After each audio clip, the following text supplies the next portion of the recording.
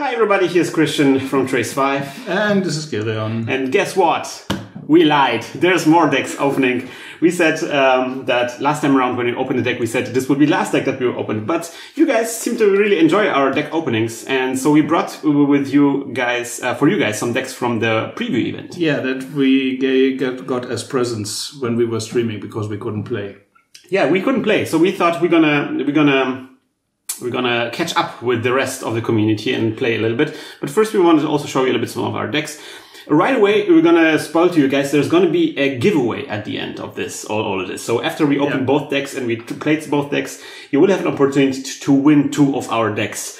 But how this will work and stuff like that, we're gonna discuss later on. Shall we move over to the deck that I got? Yes. Gerion? This is my deck, Gerion. This is your deck. This is called Pallcollar, the Adjutant. Adjutant. Who's Adjutant? What is I have no idea. The Adjutant of all. Adjutant. Whoever he is the Adjutant of all. I'm gonna look that up. All right, sweet. So off the bat, we're gonna see the Shadow. We're gonna see the Sanctum, which I'm really hyped about because we haven't, I think, opened the Sanctum yet, or at least I'm not really familiar with Sanctum cards. Okay, Adjutant is something military. Okay, never mind. And so I guess that's the logos part, the Sanctum part of it. Yeah. So here's I'm really happy about the Sanctum part. This I'm fully down on the disc train at this point. I really like the disc cards, and so we're going to begin with the disc cards, I believe.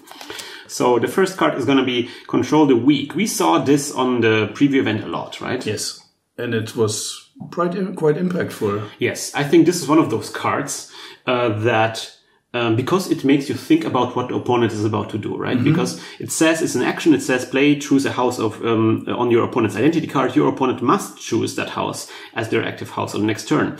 So you can kind of like stall your opponent out if you make them pick a house that they don't really want to pick. Yeah, especially if you make the right choice. Yeah. Yeah. For example, if they played, I don't know, 5 Probner cards in the previous turn, and you choose Probner because it's not so likely that they have that many. Right.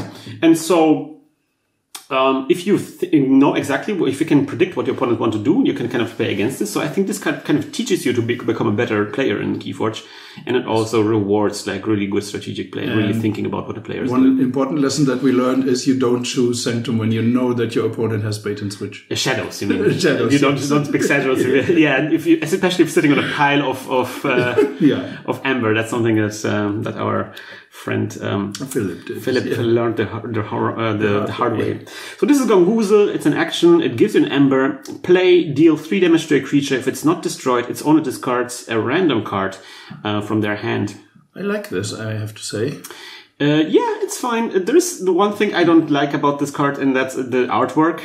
We talked about this a lot. Like everything is samey, and I especially don't like actions that have creatures on them. It's a little bit random for an action. That's true. Yeah. Yeah, I like the name. The name is great, and the effect is also great. Yeah. Yeah, it's just like a regular, damage, and it does some discarding. It's fine. So this is crazy. This is called Hecatomb. Hecatomb. It gives you one ember and says, play, destroy each this creature. Each player gains 1 ember for each creature they control that was destroyed this way. This is a bit of a special guy here. This is something that could be like a corner piece of this deck, I would say. Yes, especially if you follow it up with a Rise. It doesn't have a Rise, sadly. What a bummer. What a bummer, because that would be an insane combo. Yeah, but I think this might be, in this deck, we're gonna see how this plays out, but this could be some kind of like a game finisher, where suddenly at the end of the game, where you have your huge board state, and you say like Catacomb, and then I'm gonna force next turn, you do your worst, you know? Yeah. But we're gonna see there are some creatures that might not work so well. It kind of really depends on how many disc creatures this deck has, right? Especially if the opponent has any disc creatures at all. That's true. Could backfire completely if the opponent has a strong disc state. So Poltergeist, we had this before. It's an action that gives an ember. Use an artifact controlled by any player as if it were yours. Destroy that artifact. I love it. It's great. I think this is great, and this time the artwork is also great. Yeah, it's great. We had that before in the deck. It's so strong because you get to use an artifact and you destroy the artifact and you get the ember. What's not to love? Yeah, especially. Yeah, if you can destroy your opponent's artifacts. It's super nice, super nice. Love it. So this is going to be Charette, and I think we have at least 2 Charettes in this deck. So this is the first disc creature. Is that? No, okay, just 2 Charettes. So this is the first two disc creatures here. It's a creature that has 4 strength, and it says play, capture 3 amber. Nice. So going back to the Hecatomb, where at the end you destroy your creatures and say like, okay, I'm going to forge a key now.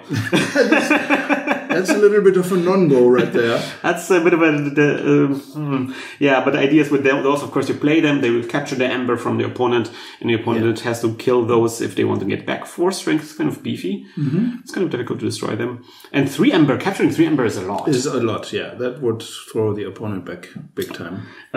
Something that we noticed, I think, on our stream is that it's very important to look for the cards that remove ember from the enemy, because you often get in situations where an enemy is about to forge a key and you want to prevent that somehow. Absolutely. And this is a card that I think you would keep on your hand and wait for an opportune moment to stall your enemy out. Yeah, definitely. And having 2 of them is really great.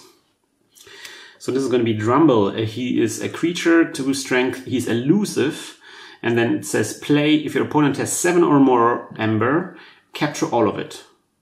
Which is the same theme. If the opponent is about to forge, you gain. I just realized Hecatomb, and then you destroy all the creatures. You and your opponent both have a lot of ember, and then you play this guy. Yeah, that's quite nice. Yeah, it's important because there's a lot of cards that work similarly. This one is interesting. It says if your opponent has 7 or more, capture all of it. Not capture everything above 7, but capture all of it. Drain him completely. Yeah. So but on the other hand, Drumble dies quite easily. Yeah, it's 2 and no armor. But nevertheless, it's elusive. Yeah, elusive. Yeah, true. It's good. It's good. I like this guy. I would love to have 2 of them, but I only have 1. Dust Imp. So we have this before. 2 strength, a small little creature, no elusive or anything. Just when he's destroyed, you get 2 amber. That is also nice because it's a deterrent for the opponent. Yeah, it's like, do you keep them? Because then he sticks around and he's being annoying. Then you reap with him. Yeah, and it's like, I have to destroy this, but then you get rewarded for this. It's good. I like this guy. 4 strength, Guardian Demon. He is play, fight, or reap. Heal up to 2 damage from a creature. Deal that amount of damage to another creature. Okay. We had this, I think, in one of our games. I think one of the players used it in a very, very tricky way. Yeah, I remember. That was a nice one because it was something involving getting another sort of bonus from healing or from non-damaged creatures or something like that. Yeah. I think nice. He's very flexible because especially because it's play, fight, and reap. Yeah. So wow. Yeah, so we can attack a 2 strength creature, get 2 damage, heal himself, and then do another 2 damage after the fight. Yes. So I think he can do a lot of things, a lot of good things. It's a very tricky, very flexible kind of card. And again, I would love to have multiple ones, but just 1. Okay, so this is a bit of a vanilla creature by this. I think we have them multiple times already. Pit Demon, Strength 5 creature, action, steal 1 ember. Yeah. That's a nice effect. It seems to me like a really good shadow creature. because the action, also interesting that an action is steal 1 ember, not attack steal 1 ember. It's a specific action. It's kind of and it forces you to decide between using this action or reaping. Yeah, that's true. Yeah, so it's not kind of like... But stealing is, that's like reaping, you said, right? It's controlling the opponent's ember resources, which is something that this is pretty much all about. And at 5 strength, it's kind of beefy too, so that's nice. So this is something we haven't seen yet, I think. This is the first time we see this, called Tentacus. And it's a 5 strength creature again, and it says if your opponent must pay you 1 ember in order to use an artifact. Yeah, I think we saw this during the stream, but it didn't have any effect because it was destroyed really, really quickly. But if you have an opponent that has an artifact-heavy deck, this can be quite difficulty to overcome. Yeah. Or at least it will delay your opponent again because first of all, he will have to fight this guy before he can use the artifacts.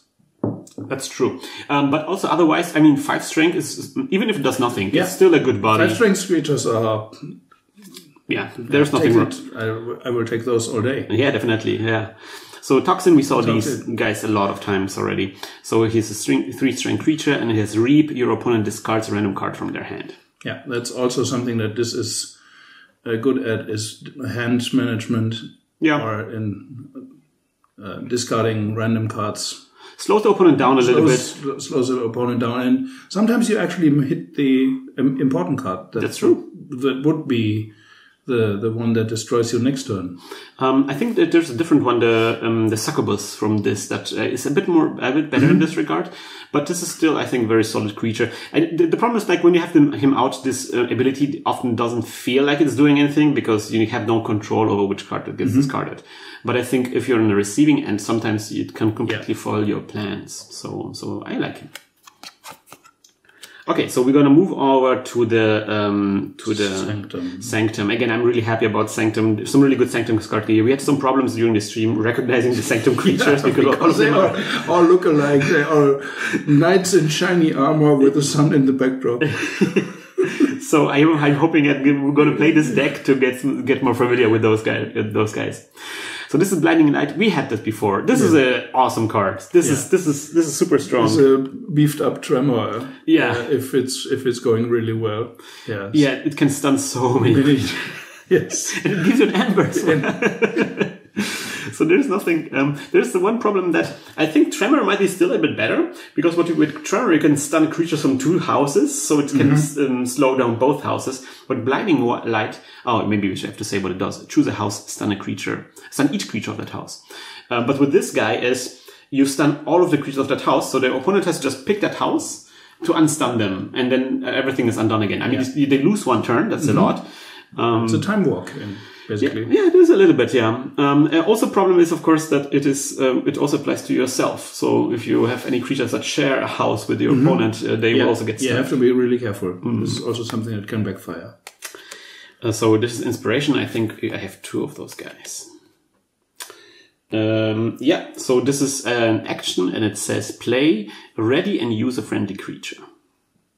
Like a very nice little utility card kind of thing, right? Yeah, especially because friendly creatures means you can go out of your active house. Yeah, so you can like activate Sanctum and start using your disc creatures or shadow creatures and stuff like that. So that seems nice. And 2 of them means that you're really flexible with the kind of houses you pick. Take Hostages, we saw this also in a stream. 1 Ember, and it says for the remainder of the turn, each time a friendly creature fights, it captures 1 Ember. Yeah, that has been very powerful. Yes. It's especially good with like combos that prevent damage to your creatures, which I think we saw on the stream. This deck, I don't think this has this kind of combo going on, but I think it's still fine. If you have like 2 or 3 guys attacking with them and capturing Ember in the same time, it's like can really soak up a lot of Ember in 1 turn. Okay. So this is going to be the Spirit Sway. Okay, this is interesting. So it says, play, destroy each creature with power 3 or higher. So it is, we had a Hetacomp in this. This is yet another board wipe. So it's already a second board wipe that we have here. Especially against other Sanctums or high-powered Brobnars. This will be really close to a board wipe. There's only a bit of a problem. I checked, and I think I have those creatures and no creatures underneath 3 power. So it will always affect me. Yeah, but you play this in retaliation. Your board has been wiped, and you say, okay, likewise. Yeah, that's right.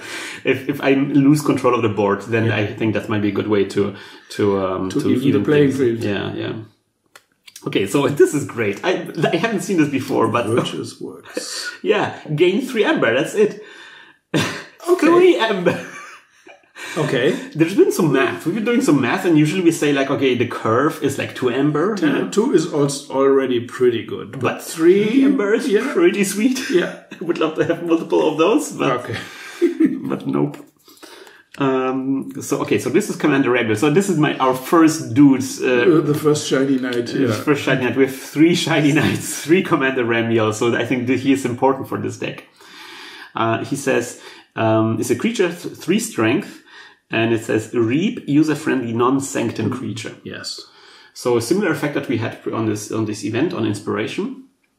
But now as a true commander on the battlefield, that's true. He commands other guys. He commands other guys. Yes, I'm not sure. I guess the light, the sword that he's pointing at you. That's him giving the command or something. Yeah, I like it. So really, like at this point, I'm really thinking, what kind of creatures will I be commanding, other than Sanctum, right? Because the idea is that you can use a non-Sanctum creature, so a creature that is otherwise on the board. So it really depends on. We saw some creatures on this, so the question is if we're going to see interesting creatures in Shadows as well. Okay, this is a rare, and it's Jehu, the Bureaucrat. And it is strength 3 again. After you choose Sanctum as your active house, gain 2 Ember. That's pretty good.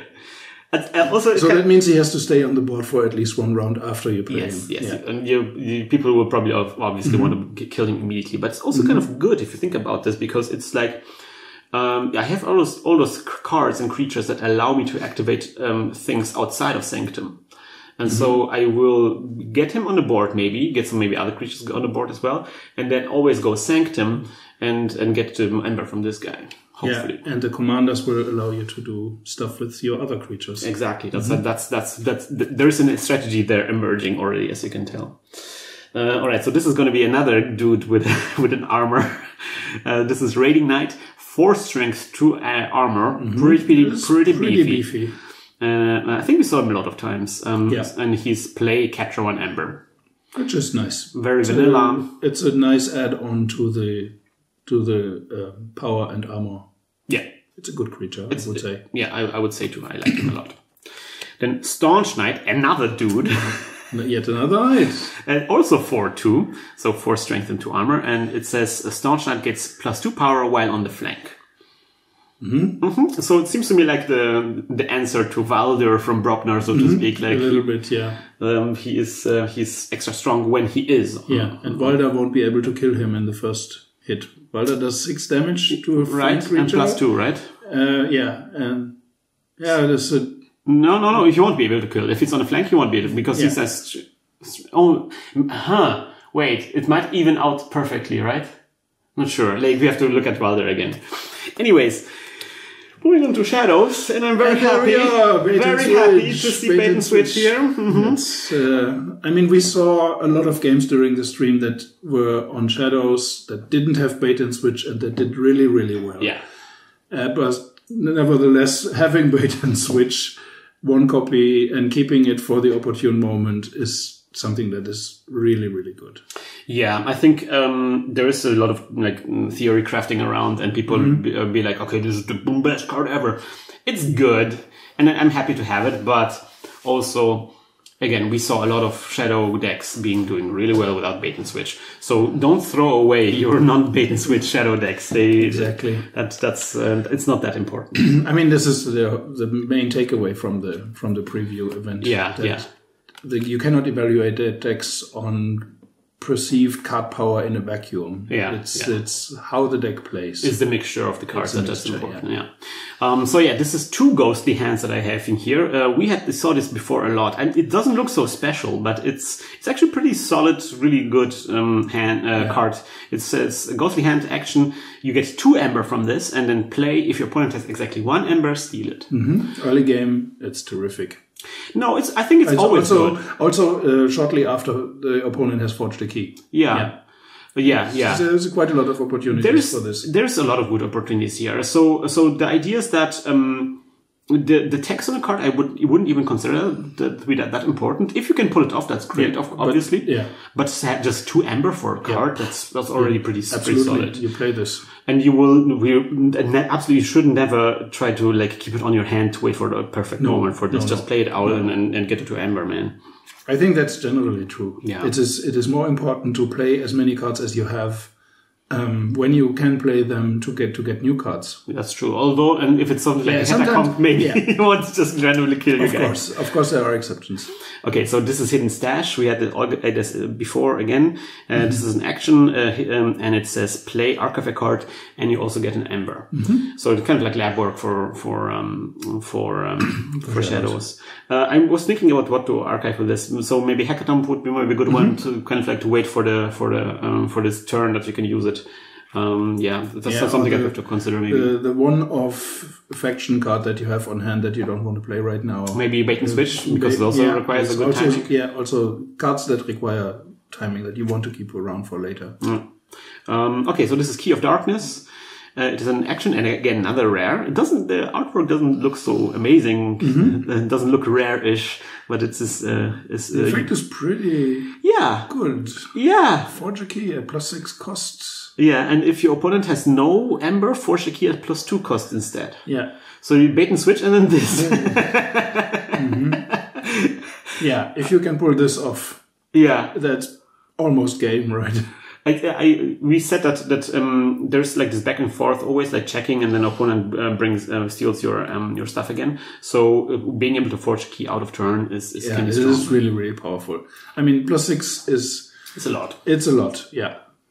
But on the other hand, the other day I had a game where I was on like 18 Ember or something like that, so this would have been easily possible. Or sometimes they do something like they do like the key hammer or they unforge a key and then you get back 6 and it's like, okay, I have so much Ember, I just want to have my keys out, and so this might be a good one. I like it. Lights Out. I love the artwork on this one. Even though I enjoy Martian creatures, it's still nice to see them owned like this. So this is, again, gets you an Ember, and it says play, return 2 enemy creatures to their owner's hand. You're a bit of a more into the rules. How does it work if there's just one creature out? Do you return one creature? Yeah. It's like do as much as you can. It would return only one. Okay, that seems fine. If there's only one enemy creature. Seems fine. Stalling out, getting 2 creatures gone. It's great. Okay, so this is going to be Nerve Blast. Again, we saw this a lot. Again, one of the cards I wish it had better visuals. It's a dude on this card. It seems like it's a dude, but what the dude is doing is important. So it says play, steal 1 Ember. If you do, deal 2 damage to a creature. The if you do will probably always be valid, right? So you always do steal 1 Ember and do 2 damage. Yeah. This is a card that you won't play if the opponent has no Ember. Yeah, you will wait for it because opponent will get Ember very soon. So that makes sense to wait for this because the 2 damage can be very important. Okay, so we had already 2 Mass Removers in this deck. Here is the 3rd Mass Remover. Could be a Mass Removal, doesn't have to be. So it's Poison Wave. 1 Ember, and it says deal 2 damage to each creature. Yeah, best opportunity is to play this when you have almost no creatures for yourself, because obviously this hurts all of the creatures on the board. Also, we have some Sanctum dudes that have 2 armor, so they wouldn't... They would ignore this, yeah. Also, I said, like, I have no creature underneath Strength 3, so if my creatures are undamaged, they will survive this, but if opponent has, like, some tiny little dudes, they will get wiped away, so that's nice. Especially against other shadow creatures, this might be really good. And then this is Nexus. We saw Nexus a lot. Again, he's a creature, 3 strength, elusive, and it has an ability Reap. Use the opponent's artifact as if it were yours. Yes, that is also very powerful. Yeah, very, very nice anti-artifact creature. Usually it gets killed before it gets to do something nasty. Because it needs to go. Yeah. It definitely needs to go if you want to play artifacts for yourself. If there's a good artifact, you need to remove them. Generally, like a theme that we saw a lot with shadow creatures. You want to. There's a lot of shadow creatures that have to be dealt with before you can do anything. Yeah. Not so much with Sanctum, for example. And then Shadow Self, we had this before. Again, kind of like a defensive creature. Doesn't do any damage, and damage dealt to non-spectre neighbors is dealt to Shadow Self. Soaks up all the damage from the neighbors, which is really it's life insurance for the neighbors. Absolutely. As if you have any creatures that need to stay, they will stay because of that. And also we saw some good synergies with Poison Wave, where it soaks up all the damage from the Poison Wave, and your creatures get undamaged, leave the thing undamaged. We have 2 Shadow Selves. Huh? Yeah. I've seen opponents groan when you play a creature that they know that needs to go, and next thing is you place a Shadow Self next to it, and they go, oh. can be a bit of a liability, we saw, Yes. where if you have a creature that has some kind of like do something when you fight ability, they can just attack the shadow self, get no damage in return, and still have their fight ability triggered. So that's going to be good. Final card is Umbra. So skirmish. When you use this creature to fight, it is dealt no damage in return. Yeah. And then fight, steal 1 damage. Again, one of the creatures that you want to trigger the fight ability without it dying. Oh, actually, this is the only creature that's lower than strength than 3. Yeah. So this would get this would die from the poison. Yeah, and it also won't get owned by the removal of the sanctums. Yes. So I'm not sure how this deck plays. So interesting thing, there is no artifacts in this deck. We did some maths, we did some statistics. And so we did some counting. Here's the deck list, by the way. So we have 18 actions, 18 creatures, 0 artifacts, 0 upgrades, and a raw ember of 16. So a lot of raw ember, and no artifacts and no upgrades whatsoever, just creatures and actions. We saw there's a bunch of mass removal and direct damage. So that's something that works well. And again, I told you that I think the strategy here is to pick Sanctum, maybe benefit if you can from Jehu the Bureaucrat, this guy that gives it 2 ember, and then use Inspiration and Commander Ramiel to command other creatures that you maybe have otherwise. So Sanctum seems to be like your home here. Yes, I would agree. The problem is that there is not a lot of creatures out of the Sanctum house. So Sanctum house is like the creature house. There is a lot of creatures in this, like Charette and Dust Imp and Guardian Demon and stuff like that. So that's good. Shadows just has basically Umbra and Nexus, and the Shadow Self. Okay, it can reap. It can reap. Yeah. So not the best creatures outside of Sanctum House, but still there's some really good board removal and some really good ember generation, and a bait and switch. Yeah, could work very well. I'm not sure. So yeah, we shall see. We're gonna see about this. We're gonna play those decks very soon. Again, in the next video, we're gonna tell you how you can enter a raffle that we're gonna do, where we're gonna give out 2 decks to people who guessed something correctly, guessed a riddle correctly. Okay. All right, guys. So we're gonna see you next time, and goodbye. Goodbye.